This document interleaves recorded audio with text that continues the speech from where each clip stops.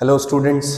तो आज हम लोग नेशनल इनकम की 5th वीडियो पे आ रहे हैं, जिसमें हम पढ़ने वाले हैं national income by expenditure method. तो जल्दी से देखते हैं एक्सपेंडिचर मेथड से नेशनल इनकम कैसे फाइंड आउट किया जाता है। सबसे पहले तो एक्सपेंडिचर्स, जितने भी हमारे सेक्टर में एक्सपेंडिचर्स हो रहे हैं, जितनी भी इकोनॉमी में एक्सपेंडिचर्स हो रहे हैं, सबसे पहले इकोनॉमी में कितने सेक्टर्स हमारे पास अवेलेबल हैं।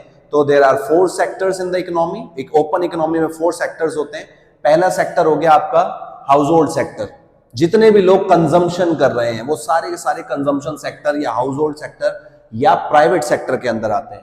फिर दूसरा आता है प्रोड्यूसर सेक्टर, वो सेक्टर जो कि प्रोडक्शन कर रहा है गुड्स एंड सर्विसेज का। तीसरा सेक्टर आता है गवर्नमेंट, जो बेसिकली लॉ एंड ऑर्डर को मेंटेन कर रही है। चौथा सेक्टर आता है एक्सटर्नल मार्केट, हमारे देश का जितना भी व्यापार दूसरे देशों के साथ हो रहा है वो सारे के सारे यहां पे आ जाते हैं।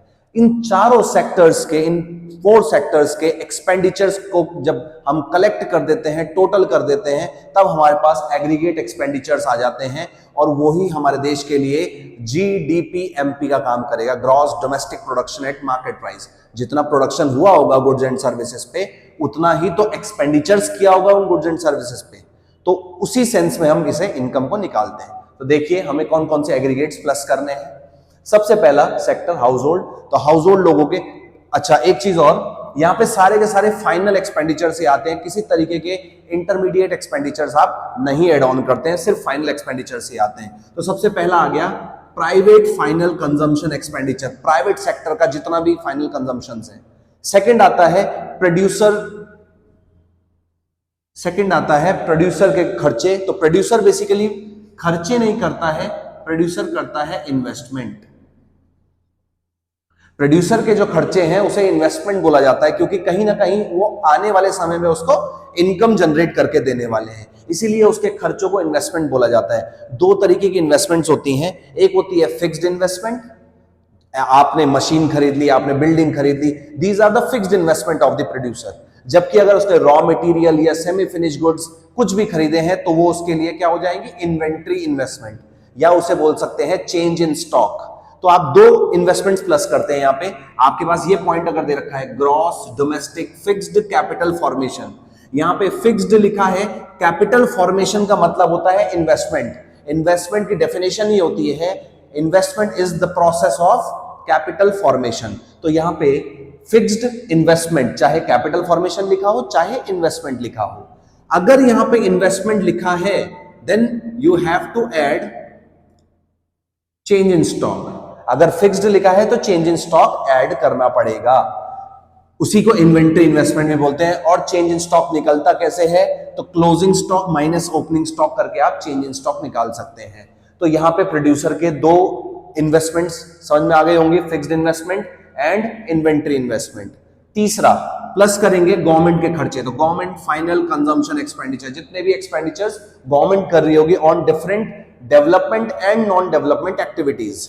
देन विदेशी सेक्टर, जितना भी फॉरेन सेक्टर जितना भी हमारे देश में खर्चा कर रहा होगा, वो सारे के सारे खर्चे भी यहाँ पे ऐड हो जाएंगे। तो वो खर्चे क्या हैं, हम लोग से वो कितना सामान खरीद रहे हैं तो हमारे लिए हो जाएगा एक्सपोर्ट, और हम लोग उनसे कितना सामान खरीद रहे हैं उनके लिए, वो हमारे लिए वो हो जाएगा इंपोर्ट। तो यहां पे हम प्लस करते हैं नेट एक्सपोर्ट को, हमने कितना बेचा माइनस हमने कितना खरीदा, उन दोनों का डिफरेंस ही हमें पता चल जाएगा कि हमारे देश से एक्चुअल में उन्होंने कितना सामान खरीदा है। तो नेट एक्सपोर्ट्स यहां पे ऐड ऑन हो जाता है।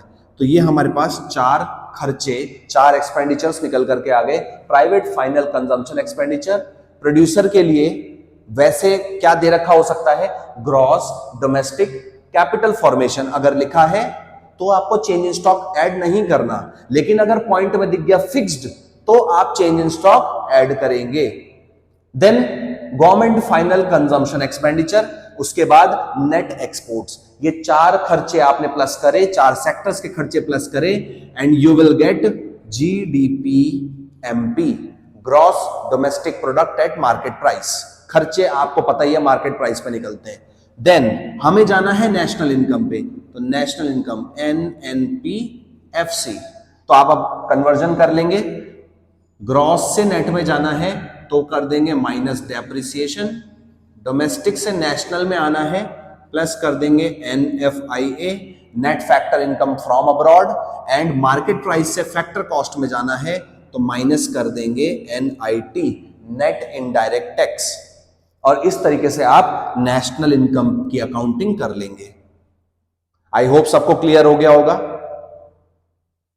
ये आपके पास एक्सपेंडिचर मेथड है, कंपैरेटिवली बाकी दोनों मेथड से इजी है।